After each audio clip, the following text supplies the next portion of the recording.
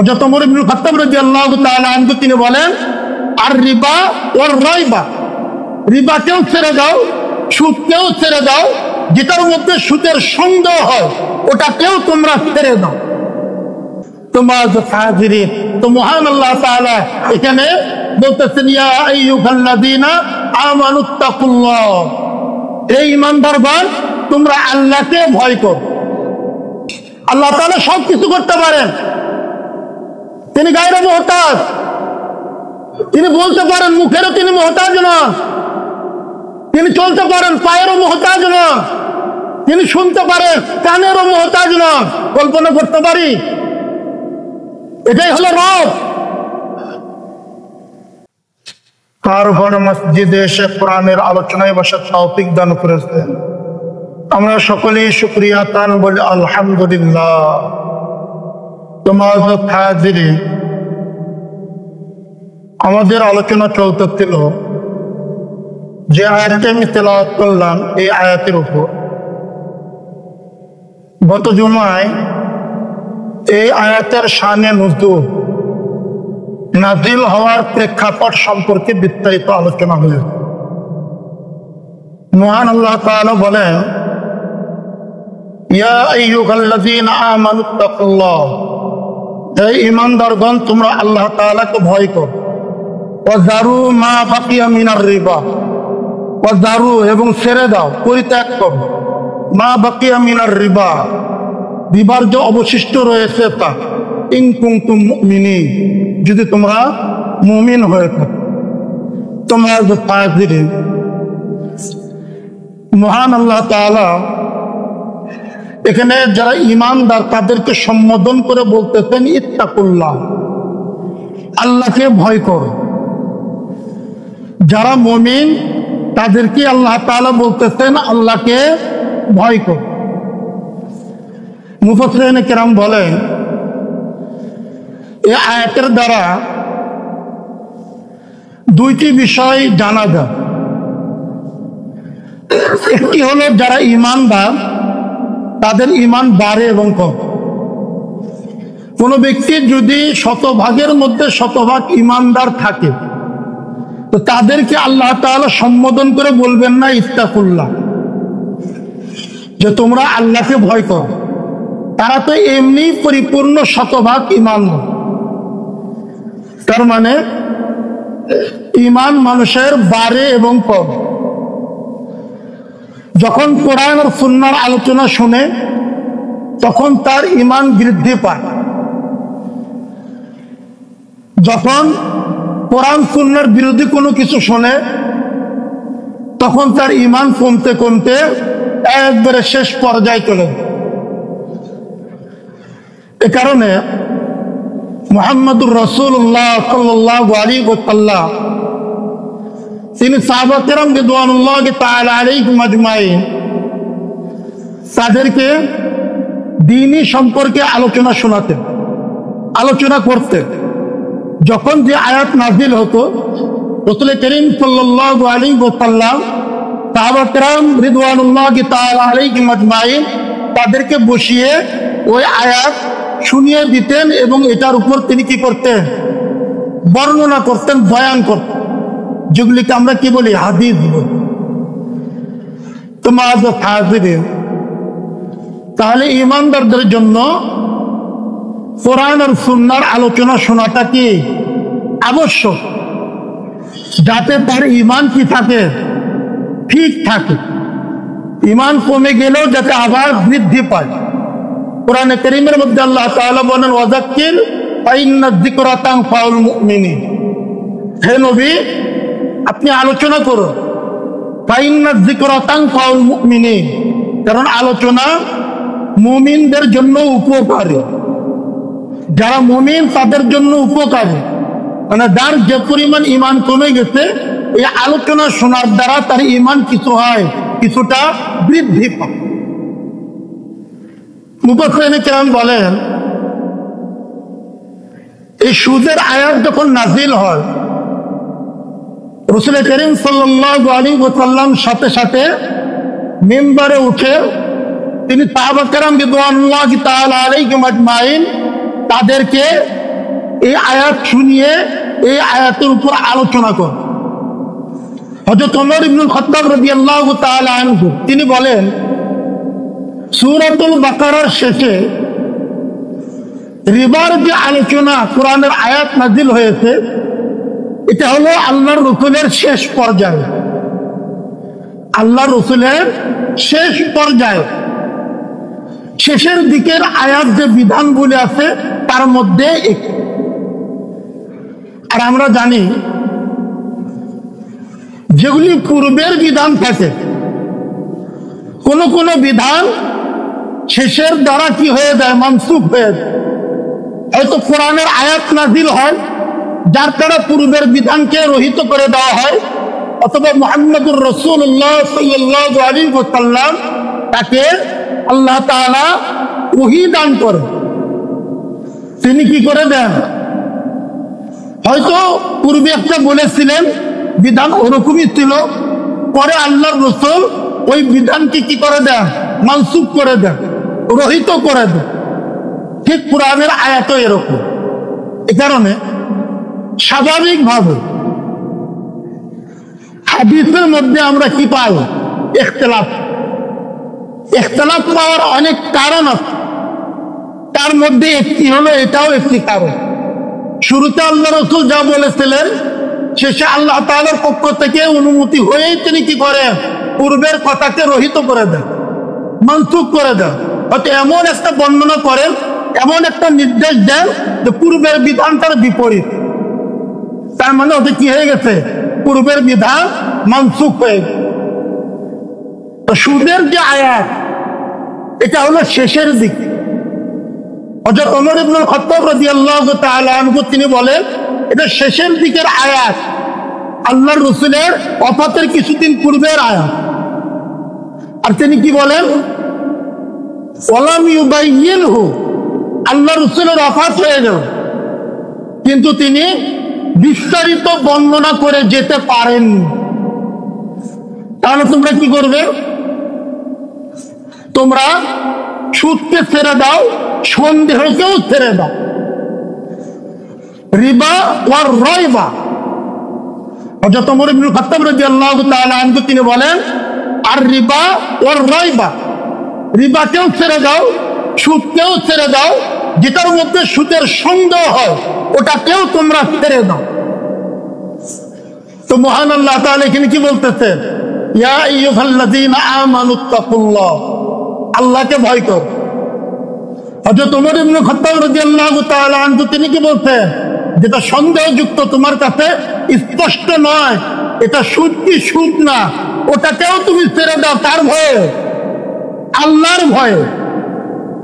তো মহান আল্লাহ তাআলা শুরুতেই বলতেছেন, হে ঈমানদারগণ, ইত্তাকুল্লাহ, আল্লাহকে ভয় করো। মুত্তাকি কারা, গত জুমায় আলোচনা করেছেন। সর্বশেষ যে আমাদের আলোচনা ছিল যে মুত্তাকির সুন্দর একটা সংজ্ঞা, এর চেয়ে কি হয় না, সুন্দর হয় না। যে যখন মুমিন ব্যক্তি কথা বলবে, ক্বালা লিল্লাহ, আল্লাহর জন্যই বলবে, আল্লাহর জন্যই বলবে, অন্য কোনো গায়রুল্লাহর জন্য বলবে না, সর্বদা আল্লাহর জন্যই বলবে। সন্তান সন্ততি তাদেরকে নসিহত করবে, উপদেশ দিবে দিনের উপর চলার জন্য, তার ভয়ে, আল্লাহর ভয়ে। সন্তান সন্ততিকে খারাপ কাজ থেকে নিষেধ করবে, তার ভয়ে, আল্লাহর ভয়ে। কে কি বললো বা সন্তান সন্ততি কি মনে করলো এটা সে দেখবে না। ওয়াইদা ক্বালা ক্বালা লিল্লাহ, ব্যক্তি জীবনেও ওয়াইদা ক্বালা ক্বালা লিল্লাহ, পারিবারিক জীবনেও ওয়াইদা ক্বালা ক্বালা লিল্লাহ, সামাজিক জীবনেও ওয়াইদা ক্বালা ক্বালা লিল্লাহ, বলবে আল্লাহর জন্যই বলবে। আমাদের অবস্থা একেবারে বিপরীত হয়ে গেছে। শুধু যখন নেকির কাজ করি, সৎ কর্ম করি, তখন আল্লাহ তাআলার ভয় বা স্মরণ অন্তরে থাকে। বাদ বাকি জন্যই বলবো, এটা স্মরণই থাকেন। সমাজে কি করি? কৌশলে চলুন। যারা ফাঁসে খুঁজা, তারা যদি কি হয়, প্রতাপশালী হয়, তার বিপক্ষে যায় এমন কোন কথা আমি বলি না। পারি তো তার কি করি, পক্ষে সর্বদা কথা বলি। এটা কি ওয়াইদা ক্বালা ক্বালা লিল্লাহ না, ওয়াইদা ক্বালা ক্বালা লিল্লাহ না। যখন বলবে আল্লাহর জন্যই বলবে, এটা না। একেবারে সামাজিক জীবন থেকে নিয়ে রাষ্ট্রীয় জীবন থেকে আন্তর্জাতিক জীবন পর্যন্ত আমরা একেবারে গাফেল, বেখবর। ফাসেক ফুজ্জার, তাদের প্রতাপ প্রতিপত্তি, তাদের ক্ষমতা, এটা আমার চোখে পড়ে। মহান আল্লাহ তাআলার প্রতাপ, যিনি পরাক্রমশালী, আযীম, তার কথা আমার মনে পড়ে না। অথচ মুহূর্তের মধ্যেই আমাকে কি করে দিতে পারেন, সমস্ত কিছু থেকে একবার অফ করে দিবেন, কিছুই করতে পারবো। শুধু জীবনটা থাকবে, শুনতে পারবো, বুঝতে পারবো, করার কিছুই থাকবে না। এটা মহান আল্লাহ তাআলাই করতে পারে। এটাই হলো মুত্তাকিদের পরিচয়। ওয়াইদা ক্বালা ক্বালা লিল্লাহ, যখন বলবে আল্লাহর জন্যই বলবে। কোরআন সুন্নাহর আলোচনা করতেছি, এখানে যা বলবো আল্লাহর জন্যই বলবো। কিন্তু এখানে উঠে যদি আমি মনে করি অমুক ফাসেক ফুজ্জার, অত্যন্ত প্রতাপশালী, সে কি মনে করবে, সে কি বলবে, তার নজর আমার দিকে খারাপ হয়ে যাবে। এটা কি নাই? তাকওয়া না। এটা কি না? তাকওয়া না। তাকওয়া হলো ওয়াইদা ক্বালা ক্বালা লিল্লাহ, যখন বলবে আল্লাহর জন্যই বলবে, সেটা জীবনে যেই মুহূর্তেই হোক না কেন, যেই স্থানেই হোক না কেন, ব্যক্তি জীবন থেকে নিয়ে আন্তর্জাতিক জীবন পর্যন্ত, একেবারে ব্যক্তি পর্যায় থেকে নিয়ে মেম্বার পর্যন্ত, ওয়াজের ময়দান পর্যন্ত, ওয়াইদা ক্বালা ক্বালা লিল্লাহ, যখন বলবে আল্লাহর জন্যই বলবে। ওয়াইদা সাকাতা সাকাতা লিল্লাহ, যখন চুপ থাকবে আল্লাহর জন্যই চুপ থাকবে। এখানে আমার হক বলার দরকার ছিল, আমাকে বারবার বাতিল বলার জন্য বলা হচ্ছে। পারলে হক বলবো, এটাই আজমদের যজন, এটাই আজিমাত। যদি না পারি অবশ্যই বাতিল বলা থেকে চুপ থাকবে, ব্যক্তি জীবন থেকে নিয়ে আন্তর্জাতিক জীবন পর্যন্ত প্রতিটা মুহূর্তে। ওয়াইদা সাকাতা সাকাতা লিল্লাহ, ওয়াইদা যাকারা যাকারা লিল্লাহ, যখন স্মরণ করব, আলোচনাই করব, আল্লাহর জন্যই আলোচনা করব। তোমার হাজিরিন, তো মহান আল্লাহ তাআলা এখানে বলতেছেন, ইয়া আইয়ুহাল্লাযীনা আমানুত্তাকুল্লাহ, এই ঈমানদারগণ তোমরা আল্লাহকে ভয় করো। বাস, সারা পৃথিবী কি হয়ে যাবে, তোমার জন্য সহজ হয়ে যাবে।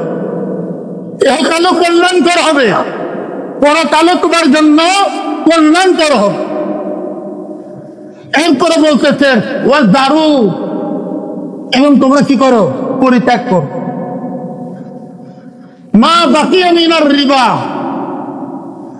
অবশিষ্ট যে সুদ, সেটা তোমরা কি করো, পরিত্যাগ করো। জীবনের যে সময় যখনই তুমি বুঝতে পারলে, তুমি কি করে দাও, পরিত্যাগ করে দাও। যে চার ভাই বনি মুগিরাকে কি দিয়েছিল, সুদের উপর অর্থ দিয়েছিল ইসলাম গ্রহণ করা পড়বে, তো তারা কি করেছিল, ওয়াদারু মা বাকিয়া মিনার রিবা ইন কুনতুম মুমিনিন, যদি তোমরা মুমিন হও, যদি তোমরা কি হও, মুমিন হও, তাহলে সুদের অবশিষ্টকে তোমরা পরিত্যাগ করো। ওই চার ভাই পরিত্যাগ করে দিয়েছে। তারা এক দানা পরিমাণ, এক পয়সা কি করেনি, সুদের নেই। এটাই হলো মুমিনদের কি সিফাত। যদি তোমরা প্রকৃত মুমিন হয়ে থাকো, আল্লাহকে আল্লাহ বলে যদি কি করো, মানো, ইন্নাল্লাহা আলা কুল্লি শাইইন কাদির, আল্লাহকে মানি, আল্লাহর উপর ঈমান রাখি, তিনি যে সব কিছু করতে পারেন তিনি, এটার উপর কি নাই? পরিপূর্ণ ঈমান নাই, বিশ্বাস নাই। তিনি যে আজিজ, এটার উপর ঈমান নাই। তিনি যে কি করেন, তার বিধানগুলি ইহকালেও কল্যাণকর, পরকালেও কল্যাণকর, এটার উপর কি নাই? বিশ্বাস নাই।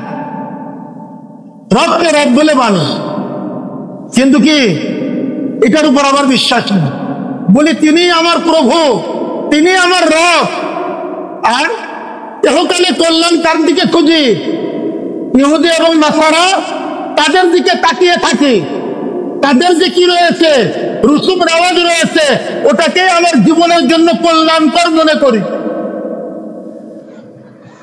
আল্লাহ তাআলা বলতেছেন, ইন কুনতুম মুমিনিন, পরিপূর্ণভাবে যদি তোমরা কি হও, মুমিন হও, তাহলে ওয়াদারু মা বাকিয়া মিনার রিবা, সুদের যে অবশিষ্ট আছে তা পরিত্যাগ করে দাও। হাদিসের মধ্যে আসছে রাসূল করিম সাল্লাল্লাহু আলাইহি ওয়াসাল্লাম তিনি বলেন, আমি দেখলাম নহরুদ দাম, রক্তের নদী, কিছু লোক ওখানে শাস্তি ভোগ করতে, হাবুডুবু খাচ্ছে। আমি জিবরাইল আলাইহিস সালামকে জিজ্ঞাসা করলাম, এরা কারা? বলে এরা হলো সুদ খেতে। আজকে তাদের শাস্তি রক্তের নদীর মধ্যে তারা কি থাকবে, বারবার হাবুডুবু খেতে থাকবে। তো রাসূল করিম সাল্লাল্লাহু আলাইহি ওয়াসাল্লাম অনেক সতর্ক করেছে। আমরা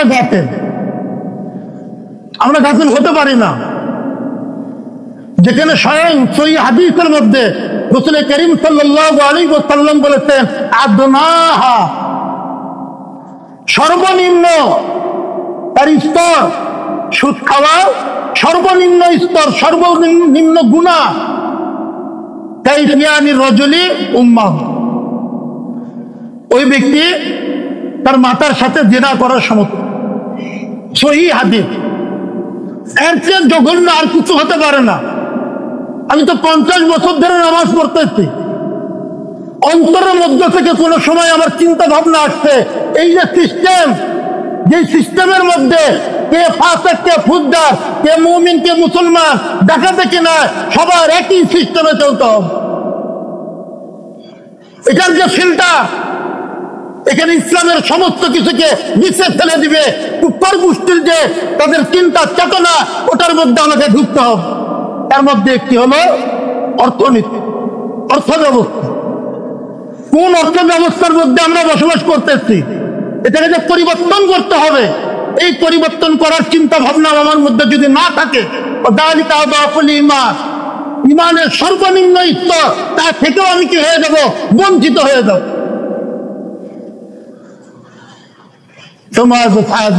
অভিশাপ শুরু হয়ে গেছে, অভিশাপ শুরু হয়ে গেছে।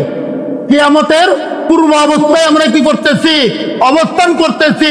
এটাও তার একটা নমুনা, যেহেতু আল্লাহ রাসূল বলেছেন, ওয়ালা মিয়াকুল, যে ব্যক্তি খাবে না, ফাসাবাহু মিন কুব্বারিহি, তার কাছে সুদের গুনাহ পর্যন্ত পৌঁছে যাবে। যে খাবে না তার কাছেও পৌঁছে যাবে। এটা হলো কিয়ামতের আলামত। চিন্তা ভাবনা নাই, কারণ কি? কারণ হলো ওই যে 50 বছর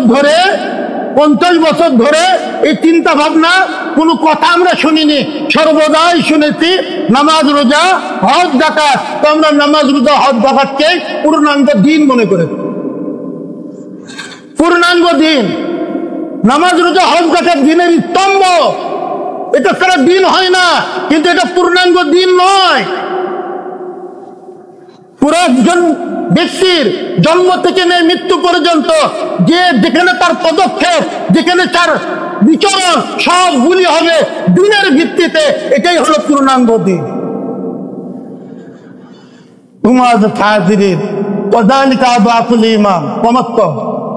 ইমানের সর্বনিম্ন স্তর যে আছে, এখানে থাকার চেষ্টা করি। হতে পারে এই সর্বনিম্ন স্তর থাকার কারণে কাল কিয়ামতের ময়দানে মুহাম্মদুর রাসূলুল্লাহ সাল্লাল্লাহু আলাইহি ওয়াসাল্লাম তার সর্বশেষ সুপারিশের দ্বারা হতে পারে আল্লাহ তাআলা আমাকে জান্নাত নসিব করতে পারে।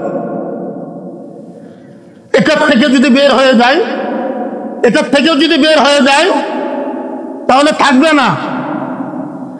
হ্যাঁ, অনেক সময় আমরা কি করি, না বুঝে বলে থাকি। মান ক্বালা লা ইলাহা ইল্লাল্লাহ দাখালাল জান্নাহ,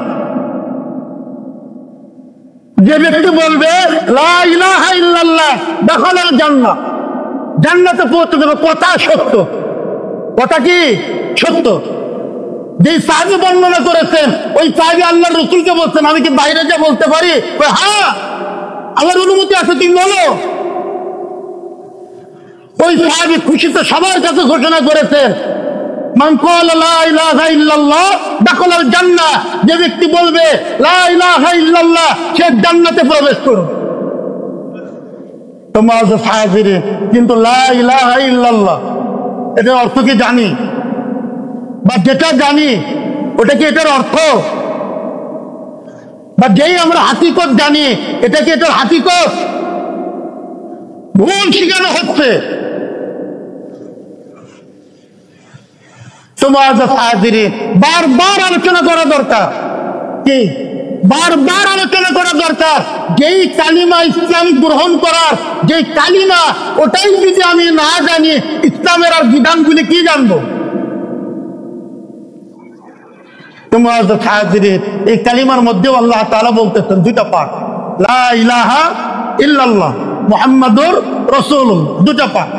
ও লা ইলাহা ইল্লাল্লাহর মধ্যে দুটা পাঠ, লা ইলাহা একটা পাঠ, ইল্লাল্লাহ আরেকটা পাঠ। শুরুতে কি লা ইলাহা, কোনো মাবুদ নাই, কোনো ইলাহ নাই, মানে কি তোমার অন্তরের মধ্যে যত গায়রুল্লাহ আছে সবগুলিকে আগে কি করো, নাই করে দাও। এরপরে ইল্লাল্লাহ, একমাত্র আল্লাহ হলেন তিনি ইলাহ। আল্লাহ ব্যতীত কোনো, সরল যে তর্জমা, আল্লাহ ব্যতীত কোনো মাবুদ নাই, সরল তর্জমা। কিন্তু এটার হাকিকত কি? এটার হাকিকত হলো যত গায়রুল্লাহ আছে সবকে আগে পরিত্যাগ করো, ওটা প্রথম শর্ত। যদি পরিত্যাগ না করো আর বলো আল্লাহ আমার রব, এটা মক্কার যারা মুশরিক তারাও বলতো, মক্কার যারা মুশরিক তারাও বলতো। কোরআনের একাধিক জায়গায় মুহাম্মদুর রাসূলুল্লাহ সাল্লাল্লাহু আলাইহি ওয়াসাল্লাম তাকে বলা হয়েছে, তিনি জিজ্ঞাসা করেছেন, আল্লাহ তাকে জিজ্ঞাসা করতে বলেছেন আপনি তাদেরকে বলেন এই আসমানের জমিনের পরিচালক কে? তারা বলবে আল্লাহ। আপনি বলেন এই আসমানের জমিনের রাজত্ব কার? তারা কি বলবে? আল্লাহ। তারা মুশরিক হয় কি করে? আবার আজীব তামাশা না? তারা আবার মুশরিক হয় কি করে? তারা আল্লাহকে আল্লাহ বলে মানে, সাথে সাথে 360টি দেবতার পূজাও কর। ওই মুসলমান হলে আমাদের কাতার কোথায় হবে? ওই মুসলমান হলে আমাদের কাতার কোথায় হবে? আল্লাহর রাসূলের সুপারিশ তো দূরের কথা, কিয়ামতের ময়দানে যখন ডাকা হবে আইনা মুহাম্মদ, মুহাম্মদ কোথায়? আল্লাহ রাসূল দাঁড়িয়ে যাবে, তার সাথে সাথে তার যারা উম্মত সবাইকে কি করা হবে? সম্মানিত আসনে জামায়াত করা হবে। এটা সম্মান সর্বপ্রথম। শেষ নবীর উম্মত, শ্রেষ্ঠ উম্মত, এটা কিয়ামতের এটা কি একটা সম্মান। আমি কি ওই জামাতে থাকতে পারবো? যদি ওই অবস্থা হয় লা ইলাহা ইল্লাল্লাহ, লা ইলাহা নাই, শুধু ইল্লাল্লাহ, আল্লাহই আমার রব, আমার অন্তরের মধ্যে গায়রুল্লাহকে সরাতে পারেন। অথচ কোরআনে কারীমের মধ্যে আল্লাহ তাআলা বলেন ওয়ালাকাদ বাআসনা ফী কুল্লি উম্মাতির রাসূলান আন ইয়াবুদুল্লাহ ওয়াজতানিবুত তাগুত। আল্লাহ তাআলা বলেন প্রত্যেক জাতির কাছে আমি কি পাঠিয়েছিলাম? আমার রাসূল পাঠিয়েছি, আমার দূত পাঠিয়েছি। দুইটা কথা বলেছে, আন ইয়াবুদুল্লাহ, আল্লাহর ইবাদত করো, ওয়াজতানিবুত তাগুত, তাগুতকে বর্জন করো। এটাই হলো লা ইলাহা। যত গায়রুল্লাহ আছে সবগুলিকে সরাই দাও, আমার রব এক, তারপর আসবে ইল্লাল্লাহ। আর আমরা যদি এটার হাকিকত মনে করি, এটা যদি কি মনে করি, হাকিকত মনে করি যে আল্লাহ তাআলা সবকিছু করতে পারেন, আল্লাহ তাআলা ছাড়া কেউ কিছু করতে পারে না, এটাই নাকি এটার হাকিকত। কত বছরকে বছর আমাদেরকে কি করা হচ্ছে, ভুল বুঝানো হচ্ছে। এরপরেও মনে করি কি, একদল মনে করি ওলামা কেরামের কোনো প্রয়োজনই নাই, আমরা যা জানবো আমল করবো বা জান্নাতে চলে যাব। হ্যাঁ, কোন জান্নাতে যাব? যে জান্নাতের মধ্যে মক্কার মুশরিকরা থাকবে, ওই জান্নাতের মধ্যে যাব।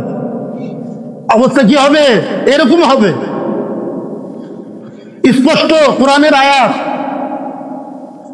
হাদিস, উলামা কিরাম, সাহাবা কিরাম, তাবিঈন, তাবে তাবিঈন, আইম্মে মুজতাহিদিন, তাদের তাফসীর, তাদের ব্যাখ্যা, কিয়ামত পর্যন্ত হক্কানি উলামা কিরাম তাদের ব্যাখ্যা, এটা না শুনে যদি কি করতে থাকে, ওইরকম ভাবে একটার হাকিকত আরেকটায় যায় লাগায়। সূরাতুল ফিলের হাকিকত তাফসীর লাগাই দিয়েছি সূরাতুল ইখলাসের মধ্যে, সূরাতুল ইখলাস এটা তাফসীর লাগিয়ে দিয়েছি সূরাতুল ফিলে। দুটাই তো সত্য, কিন্তু এটা এটার না, এটা ওটার না। আল্লাহ তাআলা সব কিছু করতে পারেন, তিনি গায়রে মুহতাজ, তিনি বলতে পারেন, মুখেরও তিনি মুহতাজ নন, তিনি চলতে পারেন, পায়েরও মুহতাজ নন, তিনি শুনতে পারেন, কানেরও মুহতাজ নন। কল্পনা করতে পারি? এটাই হলো রব, আল্লাহুস সামাদ, এটা তাফসীর। আর ওই তাফসীর নিয়ে আসছে কি, লা ইলাহা ইল্লাল্লাহ। এই কারণে আজকে আল্লাহকে রব বলে মানি, কিন্তু কুফার গোষ্ঠীর দিকে তাকিয়ে থাকে। আজকে আধুনিক যুগে এত সুন্দর সুন্দর উন্নত মানের আমাদের সমস্ত ব্যবস্থা, এটাই গ্রহণ করলে পুরা মুসলিম উম্মাহ একেবারে উন্নয়নে ভেসে যাবে, শান্তির মধ্যে বসবাস করতে থাকবে, আবুডুবু থাকবে। আমাদের অবস্থা এরকম হয়ে গেছে। নামাজ পড়তেছি আর তাকিয়ে আছে কুফারের বিধানের দিকে, রোজা রাখতেছি তাকিয়ে আছি মানব রচিত আইনের দিকে, আমি হজ করতেছি বাইতুল্লাহর মহব্বত নিয়ে তওয়াফ করতেছি। জানের চেয়ে ভালোবাসা, জান দিয়ে দেয় তার জন্য, বাইতুল্লাহর জন্য। এটা আমার কথা না, কোরআনে কারীমের কথা। ওয়ামিনান নাসি মান ইয়াত্তাখিযু মিন দুনিল্লাহ আনদাদান ইউহিব্বুনাহুম কাহুব্বিল্লাহ ওয়াল্লাযীনা আমানু আশাদ্দু হুব্বান লিল্লাহ। মানুষের মধ্যে কিছু মানুষ গায়রুল্লাহকে ভালোবাসে, এটার মতো আল্লাহকে ভালোবাসার মতো। আর আল্লাহ তাআলা বলেন, ওয়াল্লাযীনা আমানু আশাদ্দু হুব্বান লিল্লাহ, যারা ঈমান রাখে তারা আল্লাহকে সবচেয়ে কঠিন ভালোবাসে, চরম ভালোবাসা। তার জন্য সর্ব অবস্থায় সর্ব জায়গায় দান দিতে পারে। এটাই মুমিন ব্যক্তির কি অহংকার, গর্ব, এটাই তার তাকওয়া, এটাই তার ভালোবাসা, এটাই তার বুজুর্গি। আমি নামাজও পড়তেছি, জীবন দিচ্ছে অমুক তমুকের জন্য, ওটার উপর কোনো ইশকাল নাই, ওটার উপর কোনো ইশকাল নাই। দান তো দিবেই, তাদেরকে কি করা হয়, মহান বলে স্বীকার করা হয় বছরের পর বছর। ভাই ওটা খারাপ না, ওটা অনেক ভালো। ইসলামের জন্য জীবন দেয় সন্ত্রাস। মুসলমান কে বলে? ইহুদি নাসারা। আমরা কোথায় চলে গেছি? ওই যে শুরুতেই গলত, লা ইলাহা ইল্লাল্লাহ, এটার মধ্যে গলত। আজকে এই কারণে আমাদের এই অবস্থা। এটার যদি হাকিকত, এটার কি তাকাজা, এটা যদি আমি বুঝতাম যে সমস্ত গায়রুল্লাহ সব কিছুর মহব্বত অন্তর থেকে একবারে মিসমার করে দিতে হবে, দুনিয়া মুছে সাফ, এক আল্লাহর মহব্বত, তার জন্যই বাঁচবো, তার জন্যই মরবো। যেটার দিক নির্দেশনা ছিলেন, মডেল ছিলেন সাহাবা কেরাম রিদওয়ানুল্লাহি তাআলা আলাইহিম আজমাইন। ঘটনাও বলি, বর্ণনা করি, চোখ দিয়ে ঝরঝর করে পানিও পড়ে, কিন্তু লা ইলাহা আজ পর্যন্ত বুঝতে পারেনি। যে আমার পায়ে আল্লাহ রসুলের জীবনের বিনিময়ে আমার পায়ে একটা কাঁটা ফুটুক, ওটাও আমি চাই না।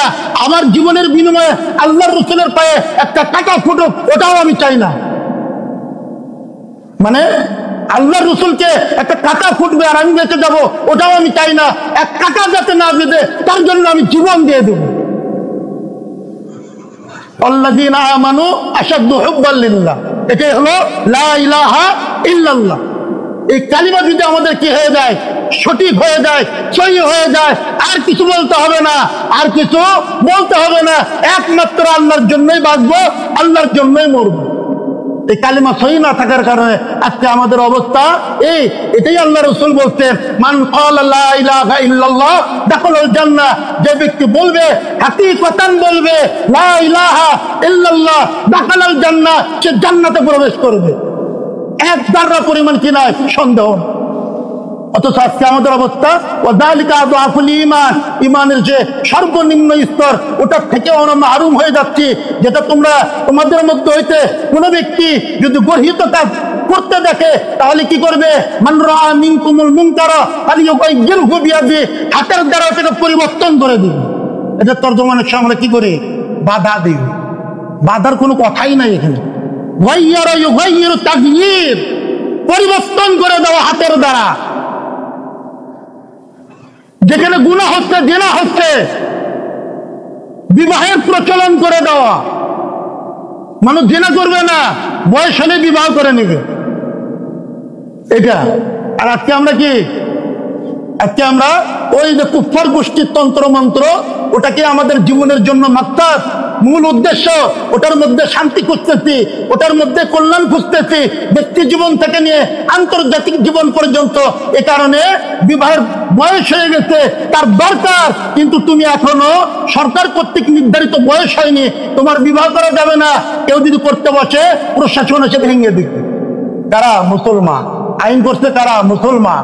মানতেছি কারা? মুসলমান। এটাকে বলা হচ্ছে বাল্য বিবাহ বন্ধ কর। আর হাজার হাজার জায়গায় জিনা হচ্ছে, ওটার কোনো দরকার নাই, সার্টিফিকেট দিয়ে দাও, এই এলাকায় জিনার জন্য প্রসিদ্ধ, সরকারি ভাবে তুমি গেলে তোমাকে ধরবেন। কারা? আমরা মুসলমান। ওয়াযালিকা আযআফুল ঈমান। আল্লাহ রাসূল কি বলছেন? ফালিয়ুগাইয়িরহু বিয়াদিহি, জিনার প্রচলন আছে, জিনাকে বাদ দিয়ে দাও, হাতের দ্বারা বিবাহের প্রচলন করে দাও। যেটা কি আমাদের জন্য, কারোর জন্য সুন্নাত, কারোর জন্য ওয়াজিব, যাই হোক, এটা শরীয়তের বিধান, যেটাই পালন করব ওটাই সওয়াব। আমার অন্তরের মধ্যে চিন্তা ভাবনা করো, যদি না সর্বপ্রথম ফালিয়ুগাইয়িরহু বিয়াদিহি, হাতের দ্বারা পরিবর্তন। ওমান লাম ইয়াস্তাতি ফাবিলিসান, যদি না পারো মুখের দ্বারা বলতে থাকো, বুঝাতে থাকো কোনটা সহি, কোনটা গায়রে সহি, কোনটা হক, কোনটা বাতিল। ওমান লাম ইয়াস্তাতি, এটাও যদি না পারো ফাবিকলবি, অন্তর দ্বারা বাধা দাও। কি করি? অন্তর দ্বারা ঘৃণা করো। সব ভুল। অন্তরের মধ্যে চিন্তা ভাবনা করতে হবে, এটা পরিবর্তন করা যায় কিভাবে? এই চিন্তা ভাবনা আমাদের মধ্যে না। আর আল্লাহ রাসূল কি বলছে? ওয়াযালিকা আযআফুল ঈমান, ঈমানের সর্বনিম্ন স্তর। তো মহান আল্লাহ তাআলা কি বলছে? ওয়াদারু মা বাকিয়া মিনার রিবা ইন কুনতুম মুমিনিন, যদি তোমরা পূর্ণাঙ্গ মুমিন হও তাহলে সুদের অবশিষ্ট ওটাকে পরিত্যাগ করো। ওই চার ভাই কি করেছিলেন? পরিত্যাগ করেছিলেন। যদি না করো ফাইল্লাম তাফআলু ফাযানু বিহারবিন মিনাল্লাহি ওয়া রাসূলিহি ওয়া ইন তুবতুম ফালাকুম রুউসু আমওয়ালিকুম লা তাযলিমুনা ওয়া লা তুযলামুন।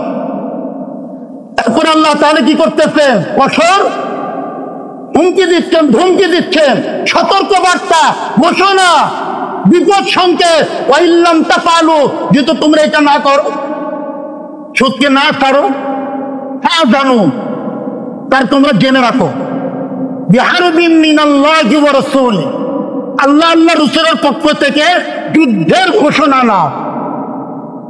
আল্লাহ আল্লাহ রাসূলের পক্ষ থেকে যুদ্ধের ঘোষণা নাও।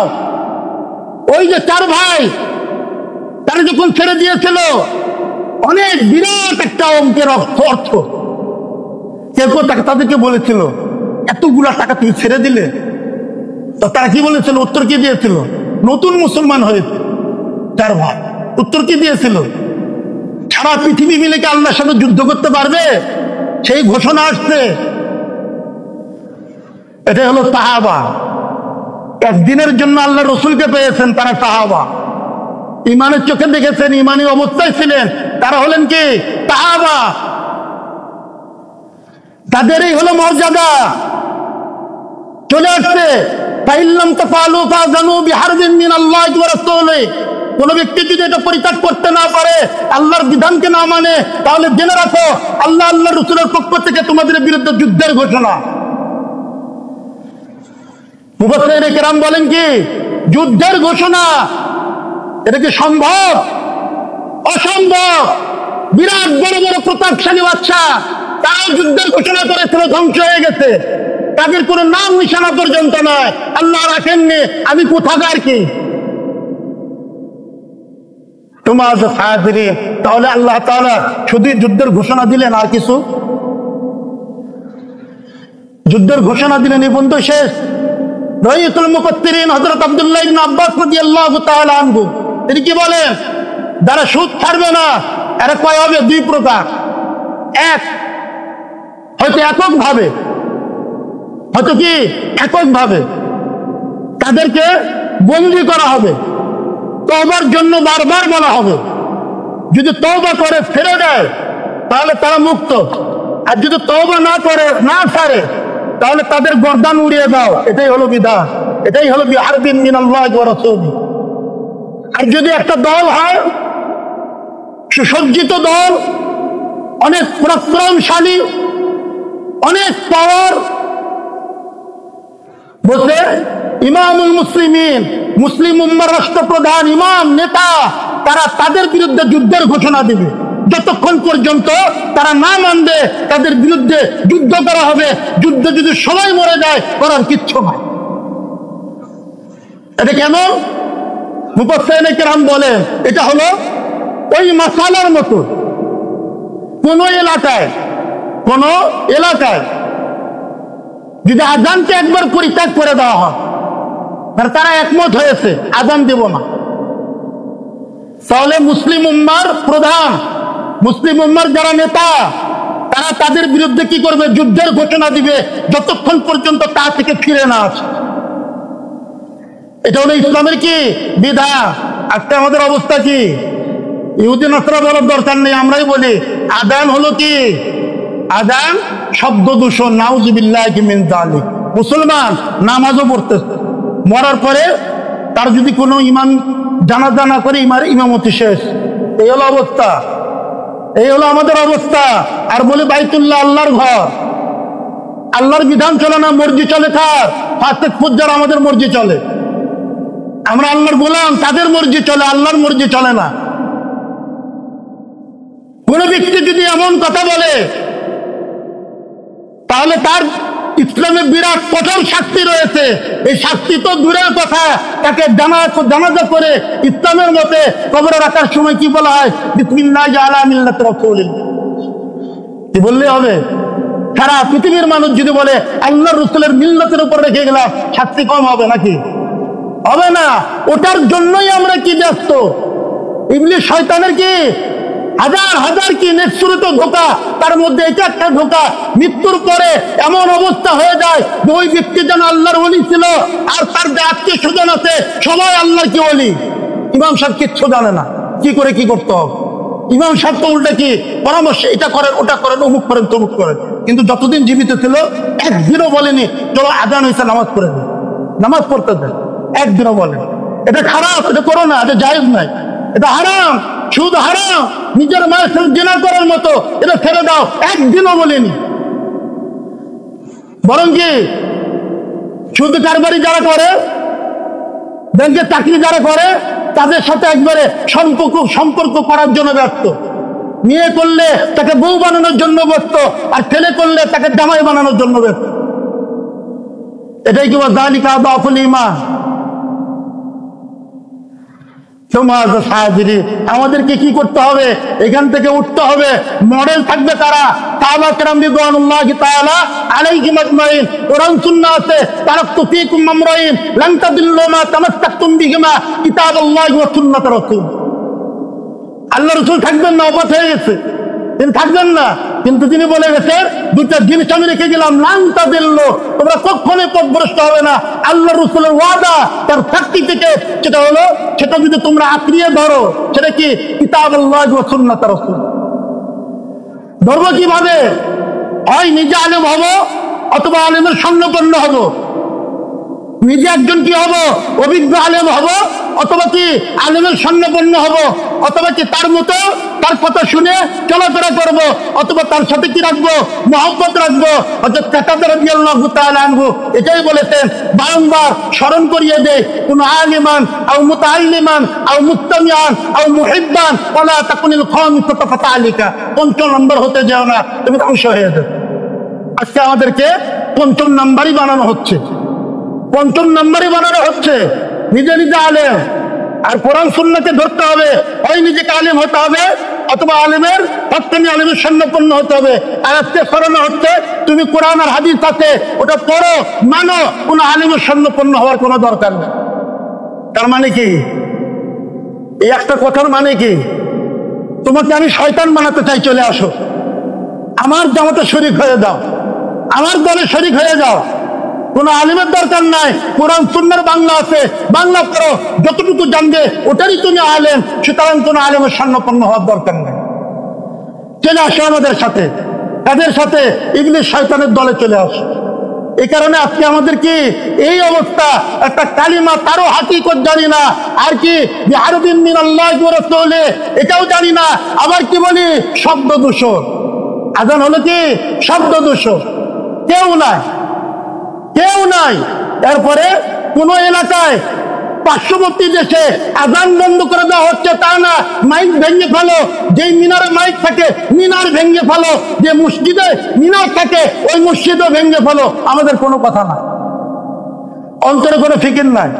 আছে কি কোনো চিন্তা ভাবনা অন্তরে? আছে? কোনো চিন্তা ভাবনা নাই। ওয়াযালিকা আদাফুল ঈমান, এটা হয় কি করে, থাকে কি করে? আর যখনই এই অবস্থা হবে, ইমানের সর্বনিম্ন স্তর এটা থেকে যখন আমরা চলে যাব, আমাদের অবস্থা হবে ভয়াবহ। আজকে আমাদের অবস্থা ভয়াবহ হয়ে গেছে। দুনিয়াতেও কল্যাণ নাই, আখিরাতে আযাবের জন্য শাস্তি রয়েছে। কবর থেকে শুরু হবে, জাহান্নাম পর্যন্ত পৌঁছায় দিবে। ওয়াযালিকা আদাফুল ঈমান, এটার মধ্যে থাকতে হবে, চিন্তা ভাবনা করতে হবে, এটাকে পরিবর্তন করা যায় কিভাবে। সারা পৃথিবীতেও যদি হয়, ওটার পরিবর্তনের জন্য চিন্তা ভাবনা করতে হবে। আমি একজন মানুষ কিছুই করতে পারবো না, আমি এটা জানি, কিন্তু আল্লাহ বলেছে, আল্লাহর রাসূল বলেছেন আমি ওটাই করব। কিছুই করতে পারলাম না, শুধু চিন্তা ভাবনা করলাম। কিয়ামতের ময়দানে সাহাবায়ে কেরাম রিদওয়ানুল্লাহি তাআলা আলাইহিম আজমাইন, তাদের সাথে আমার হাসর নাসর হবে। আর যদি না পারি চিন্তা করতে, ইমানের স্তরেই নাই। আল্লাহ রাসূল সর্বশেষ, হাদিসের মধ্যে আসছে সর্বশেষ, ইয়াখরুজু মিনান নার মান কানা ফি কলবিহি মিসকাল যাররাতিন মিনাল ঈমান। জাহান্নাম থেকে ওই ব্যক্তিও বের হবে, মুক্তি পাবে যার অন্তরের মধ্যে যাররা পরিমাণ ঈমান আছে। এটাই হলো ঈমানের মূল্য। ইবলিস শয়তান তারা কি করবে, ওই যাররাও যাতে আমার মধ্যে না থাকে। ইবলিস শয়তান কি মনে করবে, তার কাজ কি হবে, ওই যাররা পরিমাণ যাতে না থাকে। মানুষের অন্তরের মধ্যে যাররা পরিমাণ যদি ঈমান থাকে, ইবলিস শয়তান ছেদে কি করেছিল, ওয়াদা করেছিল,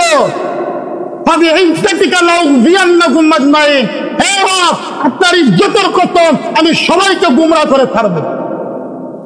ওই কসমের কি হবে? এই কারণে ইবলিস শয়তান, নামাজ পড়ো কোনো সমস্যা নাই, যাকাত দাও কোনো সমস্যা নাই, হজ করো কোনো সমস্যা নাই, কিন্তু ওয়াযালিকা আদাফুল ঈমান, এর মধ্যে তুমি থাকতে পারবে না, এর মধ্যে তুমি থাকতে পারবে না। এটা আমি কি করে বুঝবো যদি কোরআন আর সুন্নাহ না জানি? কোরআন আর সুন্নাহ না জানি বুঝবো কি করে? কোন কোন মুফাসসিরে কিরাম বলে তাকওয়া কাকে বলে, মুত্তাকি কাকে বলে? যে শয়তানের মক্র সম্পর্কে জানে সেই মুত্তাকি। মাকাইদুশ শয়তান, শয়তানের মাকাইদ সম্পর্কে যে জানে, এটাই হলো তাকওয়া, এটাই হলো মুত্তাকির সিফত। জানবো কোত্থেকে? জানবো না, আমাকে চিন্তা করতে হবে। ওয়াযালিকা আদাফুল ঈমান, সমস্ত এই স্তরের মধ্যে থাকতে হবে, এটার বাইরে এটার নিচে আর যাওয়া যাবে। আমাদের সময় ওভার হয়ে গেছে। আল্লাহ তাআলা যে তৌফিক দান করে, আগামী জুমায় এরপর থেকে আলোচনা করার চেষ্টা করবো। ওয়া মা তাওফীক ইল্লা বিল্লাহ।